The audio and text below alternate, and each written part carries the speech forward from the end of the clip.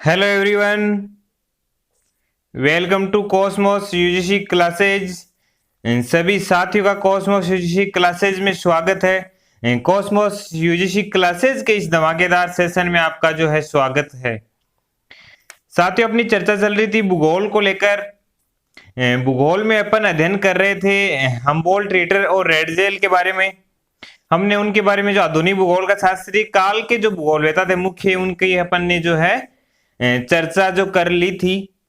अब अपनी चल रही थी 1:4 फॉर्मूला, यानी कि जो प्रीवियस ईयर के क्वेश्चंस हैं उनको लेकर साथ में ही उनके साथ में *4 फॉर्मूला भी अपन अप्लाइड कर रहे हैं। मतलब कि एक क्वेश्चन पूछा गया है, उससे संबंधित 4 क्वेश्चन अपन और जो है यहाँ पे सॉल्व कर रहे हैं। ये श्रृंखला अपनी चल रही थी। कल अपनी जो है एक क्लास इसकी हो गई थी।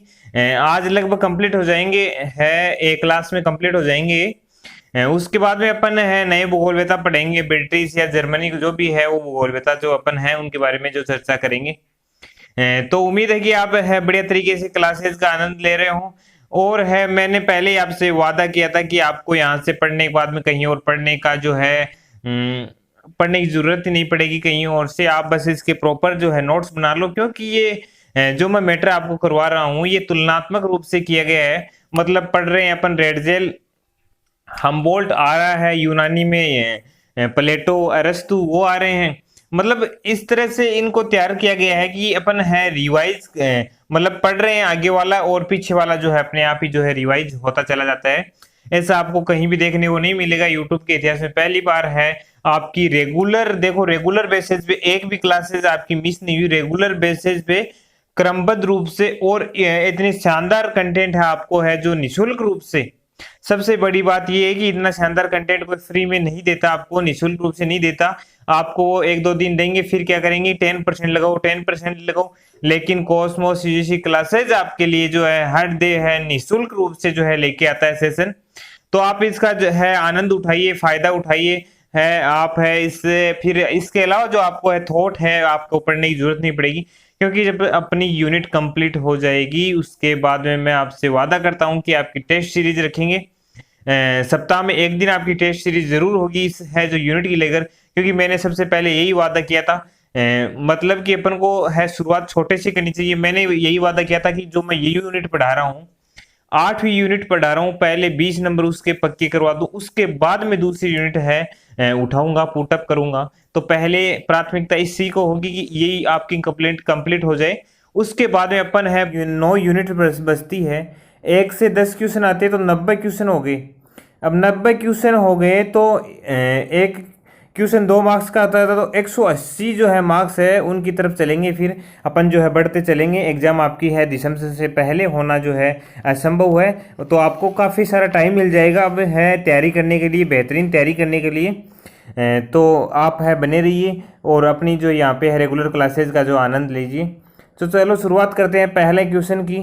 पहला क्वेश्चन क्या कहता है, रिटर के अनुसार इस उपागम को भी कुछ भौगोलिक तथ्यों की वैज्ञानिक रूप से व्याख्या नहीं की जा सकती है। क्या कहते हैं कि रिटर के अनुसार है जो ये उपागम ये बता रहा है को कुछ भौगोलिक तथ्यों की वैज्ञानिक रूप से व्याख्या नहीं की जा सकती, इसको क्या कहते हैं ये पूछा है।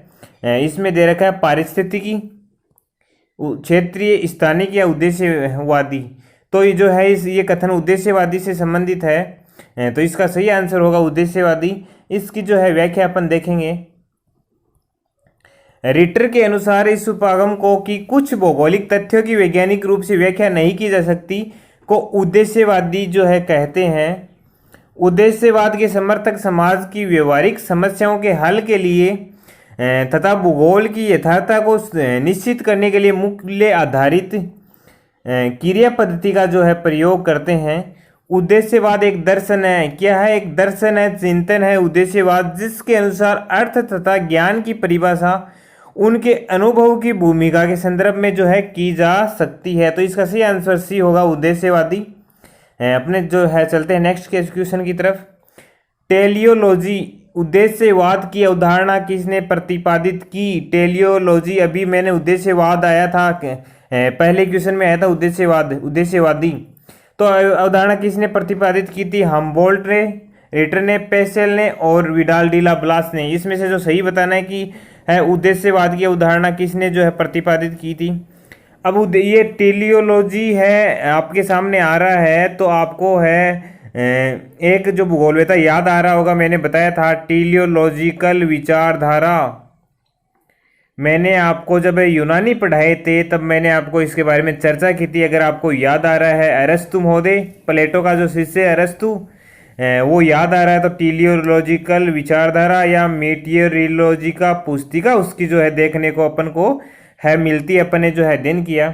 तो टेलियोलॉजी उद्देश्यवाद की है अवधारणा किसने प्रतिपादित की, इसका सही आंसर होगा रिटर ने। इसकी अवधारणा है जो प्रतिपादित की रिटर ने, इसके बारे में चर्चा करते हैं। टेलियोलॉजी उद्देश्यवाद की अवधारणा कार्ल रिटर ने प्रतिपादित किया।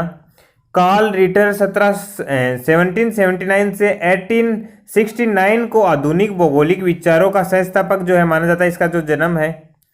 और इसमें 7 की जगह 6 कर दोगे तो हम्बोल्ट का आ जाएगा। रिटर ने व्यवस्थित और एक समान सृष्टि की जो है कल्पना की थी। अनेकता में एकता मैंने बताया था, एक समान सृष्टि वही है।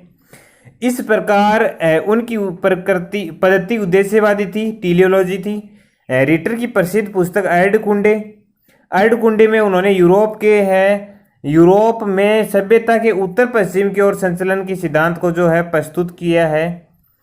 अलेक्जेंडर वॉन हम्बोल्ट को आधुनिक भूगोल का संस्थापक माना जाता है। आधुनिक भूगोल का संस्थापक कौन है? हम्बोल्ट। उसकी कृति 1845 में कॉस्मोस के कितने खंड थे? याद आ रहा है क्या आपको कि कॉस्मोस के मैंने कितने खंड करवाए थे आपको? 5 खंड। कॉस्मोस के कितने खंड थे? 5। किसकी थी? हम्बोल्ट की। रिटर की कौन सी थी? अर्धकुंडे। कितने खंड थे? 19 खंड। रेडजेल की कौन सी थी? एंथ्रोपोज्योग्राफी। कितने खंड थे? 2 खंड। महत्वपूर्ण है तीनों। पहली कॉस्मोस 5 खंड में, दूसरी है अर्धकुंडे 19 खंड में रिटर की, तीसरी है रेडजेल की जो है एंथ्रोपोज्योग्राफी 2 खंड में। 2 खंड कौन कौन से? 1882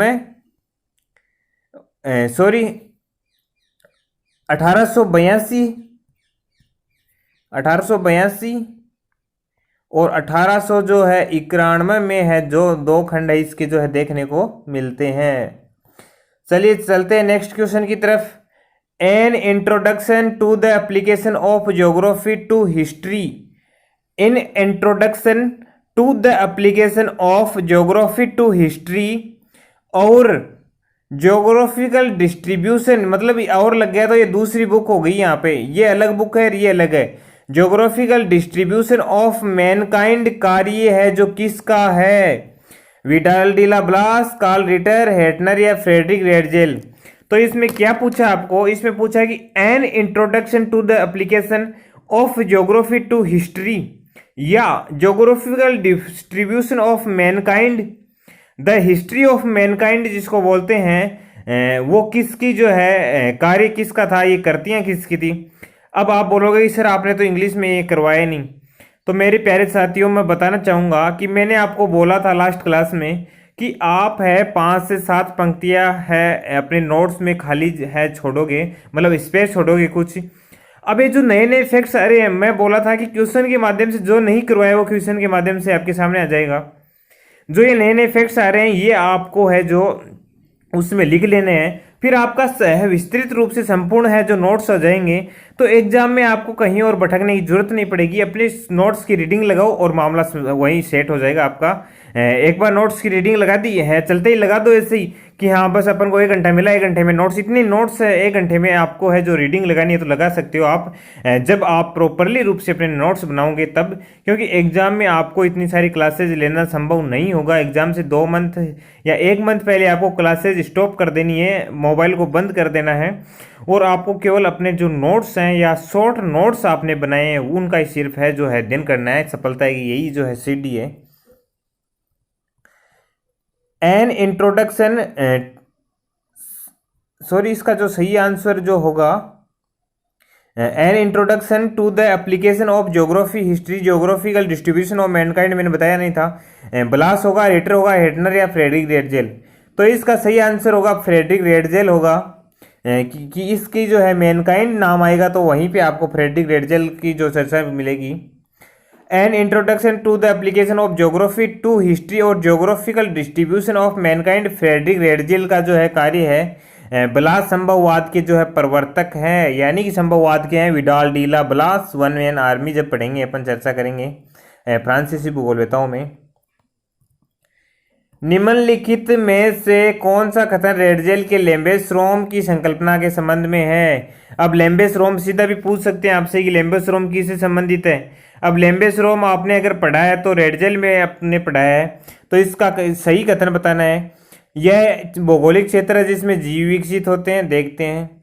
यह लोगों के संलग्न निवास क्षेत्र से बाहर लोगों की आर्थिक और सांस्कृतिक क्रियाकलाप है, इसको भी देखते हैं। इसमें स्थानिक संगठन और इसके भौतिक परिवेश के रूप में मानव और समाज के बीच के संबंधों की चर्चा की जाती है, ये भी देखते हैं।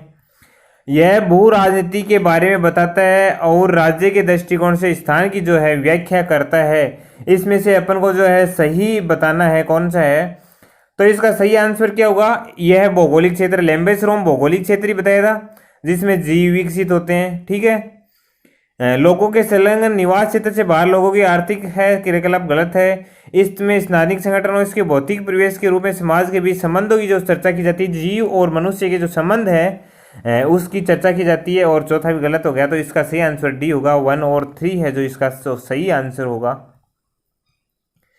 राज्य की ऑर्गेनिक थ्योरी का संस्थापक निम्नलिखित में से कौन सा है? अब ऑर्गेनिक थ्योरी कौन सी? राज्य का जैव सिद्धांत। अब राज्य का नाम आ गया तो राज्य किससे संबंधित है? राज्य आर से रे और आर से रेडजेल।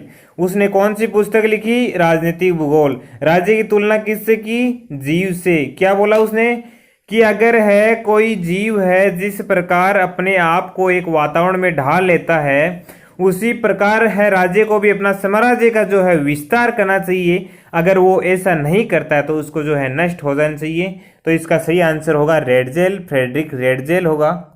आइए इसके बारे में चर्चा करते हैं। रेडजेल ने अपनी पुस्तक राजनीतिक भूगोल में राज्य की जैविक उत्पत्ति का सिद्धांत प्रस्तुत करते हुए राज्य की तुलना जीव से की है।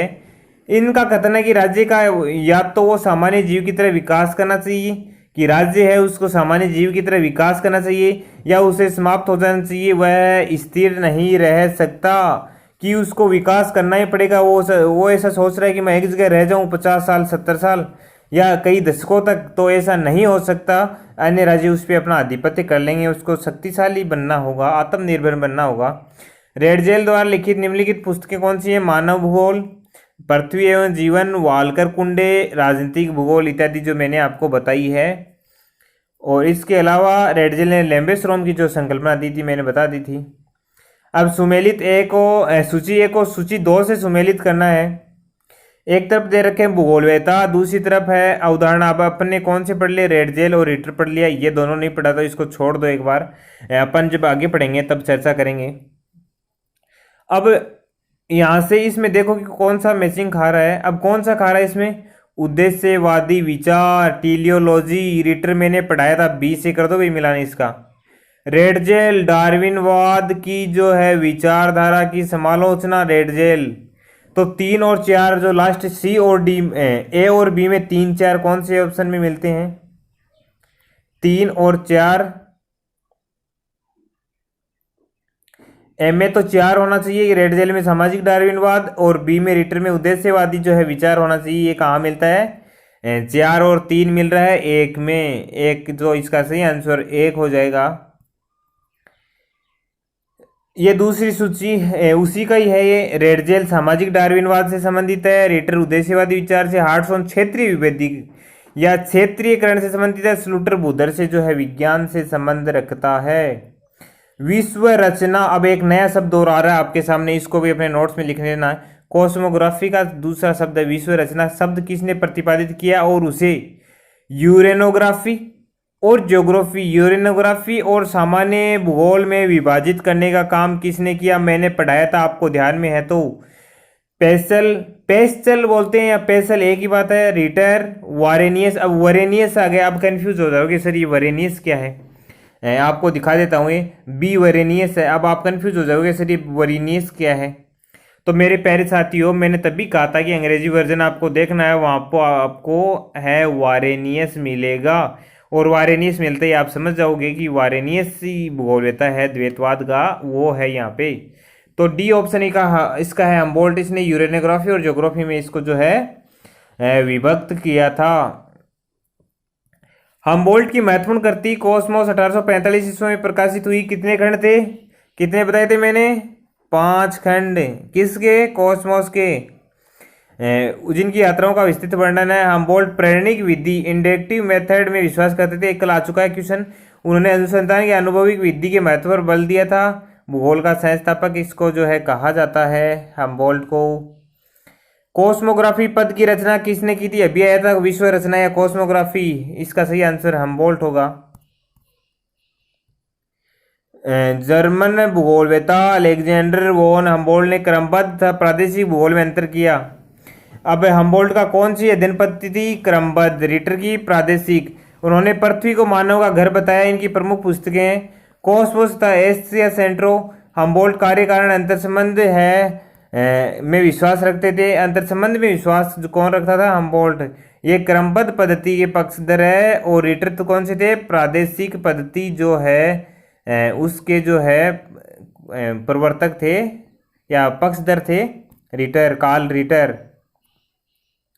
सूची 1 को सूची 2 से सम्मिलित करना है। अब ये कंफ्यूजन वाला क्वेश्चन आपको अच्छे से देखना है। इसमें अब क्या कंफ्यूजन है? विविधता में एकता। देखते ही बोलोगे सर रिटर, ठीक है चलो मिलान करते हैं। सामाजिक निश्चयवाद, किसको बताए निश्चयवाद? टेरेस्ट्रियल होल है, ये मैंने क्या पढ़ाया था बताया था, ये पढ़ाया था फ्रेडरिक रेडजेल पढ़ाया था बताया था। अब 2 तो मिल गए। अब ये देख लो कि 3 और 4, पहले में 3 और सी में 4। सी में 4 एक ऑप्शन आ रहा है, पहले में 3 कहीं पे भी नहीं आ रहा है। तो अब इसका क्या करें? क्वेश्चन को छोड़ दें कि गलत हो गया? तो इसका दूसरा तोड़ यही भी है कि कई बार दो भूगोलवेत्ता एक विचारधारा के भी समर्थक होते हैं तो उनका दे देते हैं। तो विविधता में एकता है, ये जीन ब्रून से संबंधित है, फ्रांसीसी पढ़ेंगे तो वहां आएगा। सामाजिक निश्चयवाद है, ये इससे संबंधित है कार्ल रिटर से, ठीक है। टेरेस्ट्रियल होल समग्र स्थल है रेडजेल से। अन्योन्य क्रिया है विडाल डीला ब्लास से जो संबंधित है। मतलब एम में कौन सा आएगा? 2 आएगा। एम में 2 आ गया तो ये 2 ऑप्शन तो ऑटोमेटिक गलत हो गए, ए और डी, तो ये 2 आ गया। फिर है टेरेस्ट्रियल और सी में 4, सी में 4 आ रहा है ये। इसमें एक में तो आ गया जीन ब्रून्स 2, एक में आ गया जीन ब्रून्स 2, ठीक है। और है फिर है सामाजिक निश्चयवाद आ रहा है कार्ल रिटर, ठीक है। टेरेस्ट्रियल होल आ रहा है सी में विडाल डी ला ब्लास, सी में 1।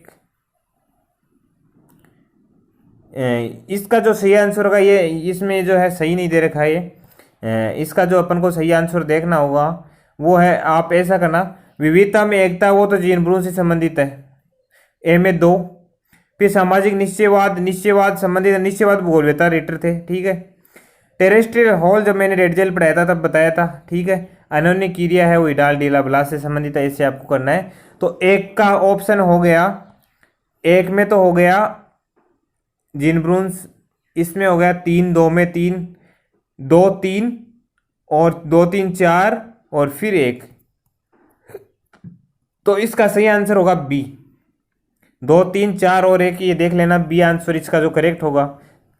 राजनीतिक भूगोल में वास स्थान से क्या से है, कि राजनीतिक भूगोल में वास स्थान से जो है क्या से है, तो इसका सही आंसर है वास स्थल। छोटा सा क्वेश्चन आता है कई बार एग्जाम में ये भी। राजनीतिक भूगोल में वास स्थान से तात्पर्य वास स्थल से, इस संकल्पना का प्रतिपादन रेडजेल ने किया है। इसका अर्थ होता है ऐसे भौगोलिक क्षेत्र जिसमें जीवित प्राणियों का जो है विकास होता है, वास स्थल लैम्बेस्रोम से संबंधित है भैया। रेडजेल ने ही राज्य की जैविक है उत्पत्ति सिद्धांत, ऑर्गेनिक थ्योरी है जिसको बोलते हैं, का प्रस्तुत किया। एंथ्रोपोजियोग्राफी वालकोरकुंडे राजनीतिक भूगोल, इसके ग्रंथ जो है देखने को मिलते हैं। द एर्डकुंडे वर्ष 1817 में प्रकाशित हुई, इसके लेखक एर्डकुंडे कार्ल रिटर, मैंने बता दिया था आपको। कार्ल रिटर की सबसे महत्वपूर्ण कृति द एर्डकुंडे थी 1817 से 1859, 19 खंडों में मैंने बताई थी। जिस प्रकार शरीर की आत्मा के लिए होती है उसी प्रकार पृथ्वी मानव के लिए है। रिटर की अन्य रचना यूरोप एक ऐतिहासिक एवं सांख्यिकी चित्रण, यूरोप का एक ऐतिहासिक और सांख्यिकी चित्रण जो 2 खंडों में था, क्रमबद्ध पद्धति पर आधारित। कार्ल रिटर ने प्रादेशिक उपागम का जो है प्रादेशिक उपागम तो अनुसरण किया, लेकिन इसकी जो करती है यूरोप का भौगोलिक ऐतिहासिक सांख्यिकी चित्रण क्रमबद्ध पद्धति पर जो है आधारित है। यह भी मिलान वाला आ गया। ज्योग्राफिया मैंने पढ़ाया था तब है पता आपको, स्ट्रेबो है ज्योग्राफिया। कॉस्मोस आपको पता होगा, अभी इतना तो पढ़ा दिया मैंने। हमबोल्ट एंथ्रोपोजियोग्राफी रेडजेल की, तो नेशन एंड रेगुलेज है रेगलूज की होगी नेशनलिटीज। तो इसका जो सही आंसर होगा ज्योग्राफी MA 4 है, MA 4 एक ही मिलता है, ये देख लेना। सी ऑप्शन इसका जो सही होगा। इसके बाद में है मानव भौगोलिक शब्द को रेडजेल ने गढ़ा था। मानव भौगोलिक शब्द है उसको रेडजेल ने गढ़ा था, उनके द्वारा इसका प्रयोग निम्नलिखित में से किया जाता था। मानव भौगोलिक है रेडजेल का शब्द है व्यक्ति और प्रजाति के मद्देनजर का भूगोल, जो व्यक्ति और प्रजाति के मद्देनजर का भूगोल, पृथ्वी की सतह के संबंध में मानव और उसके कार्यों का भूगोल, समाज और राज्य का जैव सिद्धांत, मानव और प्रकृति। मानव भौगोलिक का यही सही है, मानव और प्रकृति के बीच मैत्रीपूर्ण व्युत्क्रमण संबंध का जो है अध्ययन है। फिर नेक्स्ट क्वेश्चन भूगोल शास्त्र निम्नलिखित योगदान के क्रम का है जो सही आंसर क्या होगा इसका क्रम बताना है। तो क्रम किस आधार पर, भूगोलवेत्ताओं के आधार पर बताना है। कॉस्मोस इसकी है हमबोल्ट की। अब इसमें देख लेना कॉस्मोस किसकी है, हमबोल्ट की है, ठीक है। मानव भौगोली किसकी है, रेडजेल की है। प्रजातियों का उद्भव है डार्विन की है। और वैज्ञानिक भूगोल की अपन बाद में चर्चा करेंगे। चलो ठीक है, देखते हैं। तो इसमें जो है सही क्या होगा, मतलब मानव भौगोलिक से 3 से पहले 2 आएगा, 3 से पहले 2 आएगा, इसमें आ रहा है 3 से पहले 2, इसमें 3 के बाद में 2 आ रहा है, 3 के बाद में ये 2 गलत हो गई। 3 से पहले 2 आ रहा है, इन दोनों में आ रहा है 3 से पहले और 2, ठीक है। तो पहला इसका आंसर होगा कॉस्मोस, पहले 2, ठीक है, कॉस्मोस। फिर मानव भौगोलिकी, इसका जो सही आंसर है वो देखते हैं। पहला आंसर है कॉस्मोस, ठीक है, 2 नंबर। फिर है प्रजातियों का उद्भव, फिर मानव भूगोलिकी, फिर है वैज्ञानिक भूगोल। तो इसमें है कई बार क्या होता है कि रेट क्यों लगती है क्वेश्चंस पे, मैं चर्चा करना चाहूँगा क्योंकि ये भी है किसी सोर्स से उठाए गए क्वेश्चंस हैं। उसमें रेट क्यों लगती है, रेट इसलिए लगती है कि वहाँ पे ऑप्शन आपको सही नहीं मिलते हैं, इस वजह से क्वेश्चन डिलीट होता है। काफ़ी बार होता है, हर ईयर 1-2 क्वेश्चन डिलीट होते रहते हैं। तो पहले आएगा 2 नंबर कॉस्मोस, फिर आएगा प्रजातियों का उद्भव 1 नंबर, 2 के बाद में 1 नंबर कहाँ है, तो इसको 1 नंबर कर लेते हैं 4 को। फिर आएगा 3 नंबर और फिर आएगा 4 नंबर, 2 1 3 4, ऐसा इसमें है नहीं। तो ये देखना एक बार। कॉस्मोस है हमबोल्ट की है, 1845 में लिखी थी, 1862 तक। प्रजातियों का उद्भव डार्विन की है, 1859 की। वैज्ञानिक भूगोल कार्ल रिटर की है। और फिर है एक और कौन सी बच गई वो, मानव भौगोलिक रेडजेल, मानव भौगोलिकी है जो रेडजेल है। तो मानव भौगोलिक सबसे लास्ट में आएगा, 3 नंबर सबसे लास्ट में आएगा, ठीक है। फिर है 3 नंबर सबसे लास्ट में आएगा वैज्ञानिक भूगोल, इसमें गलत हो रखा है यहाँ पे, 4 और 1 4 होता है, इसे उस आधार पे था ये। कोई ना, आप सही कर लेना इसको जो है क्वेश्चन को। कॉस्मोस के लेखक कौन थे, कॉस्मोस हमबोल्ट थे, ठीक है। ये पढ़ चुके अपन इसके बारे में जो जानकारी। किसे मानव भूगोल का जनक कहा जाता है, मानव भूगोल का जनक मैंने बताया था, रेडजेल को मानव भूगोल का जो जनक कहा जाता है। फिर है मानव भूगोल का जनक रेडजेल को कहा जाता है, जबकि ब्लास संभववादी विचारधारा प्रतिपादक थे। इन्होंने एलनास डी ज्योग्राफी पत्रिका का संपादन किसने किया, ब्लास विडाल डी ला ब्लास। ब्लास ने टेबला डी ला ज्योग्राफी डी ला फ्रांस नामक पुस्तक प्रकाशित की। सबसे महत्वपूर्ण मानव भूगोल पढ़ेंगे अपन ब्लास को आगे। निम्नलिखित में से दार्शनिकों में से अनेकता में एकता मैंने जब पढ़ाया था तब करवाया था कार्ल रिटर। देखते ही आपको है आंसर आ जाना चाहिए से फटाक से, 1 सेकंड में आपके माइंड में क्वेश्चन आंसर आ जाना चाहिए। अनेकता में एकता मैंने रिटर पढ़ाया था तब बताया था। कार्ल रिटर ने अनेकता में एकता के सिद्धांत का प्रतिपादन किया। अर्डकुंडे रिटर की महत्वपूर्ण करती है। एमेनुअल कांट या कोनिग्सबर्ग में जर्मन दार्शनिक भूगोलवेता थे। इन्होंने भूगोल का दार्शनिक आधार दिया। इन्हें आर्मचेयर भूगोलवेता कहा जाता है। 1750 में कांट की 2 पुस्तकें प्रकाशित हुई जो भौगोलिकी से संबंधित थे। जनरल नेचुरल से पढ़ेंगे आगे कांट वगैरह अपन। वान हम्बोल्ट जर्मन थे, भौतिक भूगोलवेता थे, भूगर्भ शास्त्री थे, मैंने बताया था। पृथ्वी को मानव का घर बताया था। कॉस्मोस इनकी करती थी। आधुनिक भौगोलिक विचारधारा की आधारशिला कौन है? कांट वारेनियस नहीं है, हेटन रिच्टोफेन, अब हम्बोल्ट आ गया, लेकिन डेविस इसका जो है नहीं है। तो हम्बोल्ट और रिटर इसका जो है सही आंसर होगा कि हम्बोल्ट और जो है रिटर। चलते हैं नेक्स्ट क्वेश्चन की तरफ। आधुनिक भौगोलिक विचारधारा की है आधारशिला हम्बोल्ट ने लिखी। हम्बोल्ट की कॉस्मोस करती 1845 में प्रकाशित हुई 5 खंडों में। फिर है रिटर की अर्डकुंडे है। ठीक है। निम्न खतरों को छाटिए। रेडजेल ने 19वीं शताब्दी के उत्तरार्ध में जर्मन है भूगोल में आधिपत्य स्थापित किया। देखते हैं। रेडजेल का ने एंथ्रोपोजियोग्राफी, ये तो सही है।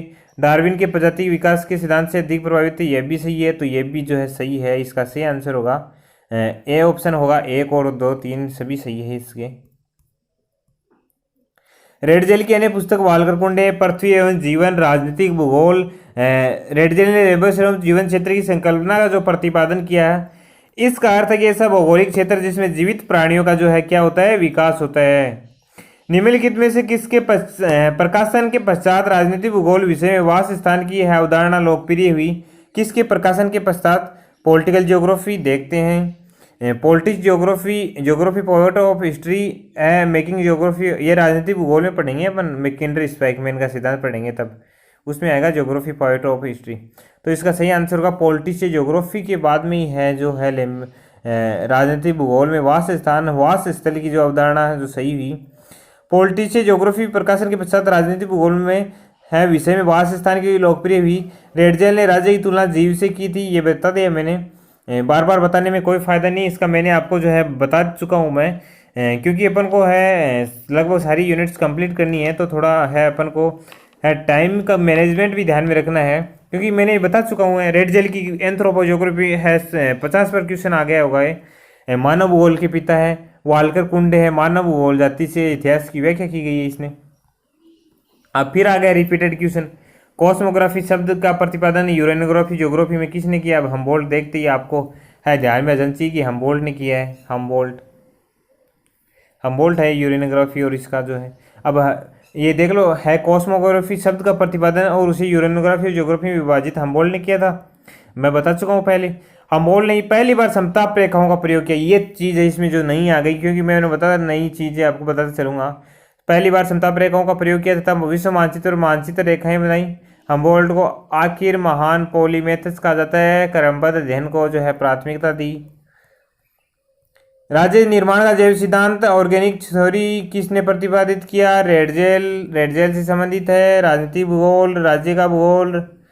राज्य निर्माण का जैव सिद्धांत रेडजेल द्वारा प्रतिपादित किया गया है। उनकी यह अवधारणा थी कि राज्य जीव के समान है, इसलिए राज्यों को भी उसी प्रकार संघर्ष करना चाहिए तथा कमजोर और छोटे राज्यों का अधिग्रहण कर अपना विस्तार जो है करना चाहिए, ऐसा है। तो आज के क्वेश्चन यहीं समाप्त होते हैं। अपन ने लगभग सारे प्रीवियस ईयर के क्वेश्चन कर लिए। मैंने लगभग आपको क्वेश्चन करवा दिए यहाँ से 30 से 35 क्वेश्चन या 30 क्वेश्चन के समथिंग मैंने यहाँ से आपको क्वेश्चन करवा दिए। इतने प्रीवियस ईयर में हम्बोल्ट, रिटर और रेडजेल से आए हुए हैं। मात्र 15 वर्ष में क्वेश्चन आए हुए, मतलब कहने का मतलब है हर साल में एक ना एक क्वेश्चन हम्बोल्ट, रिटर, रेडजेल से जो बनता है। और एक चीज और देखने को मिली है मुझे, हम्बोल्ट, रिटर और रेडजेल को हर कहीं सेट कर देते हैं एग्जामिनर जो पेपर विशेषज्ञ तैयार करते हैं। कैसे करते हैं? 3 भूगोलवेता दूसरे दे दिए, रेडजेल को डाल दिया। 3 भूगोलवेता दूसरे दे दिए, हम्बोल्ट को डाल दिया, उसकी करती डाल दी। मिलान वाला क्वेश्चन यहाँ से पूछने की अपार जो संभावना है यहाँ से, जहाँ तक मैंने देखा है मिलान वाला क्वेश्चन ज़्यादा आते हैं, यहाँ से ज़्यादा पूछने की जो संभावना रहती है। तो चलो साथियों है लेते हैं विदा, मिलते हैं नेक्स्ट क्लास के साथ में नए भूगोलवेताओं के साथ में। है बने रहिए, अपने चैनल को लाइक कीजिए, सब्सक्राइब कीजिए।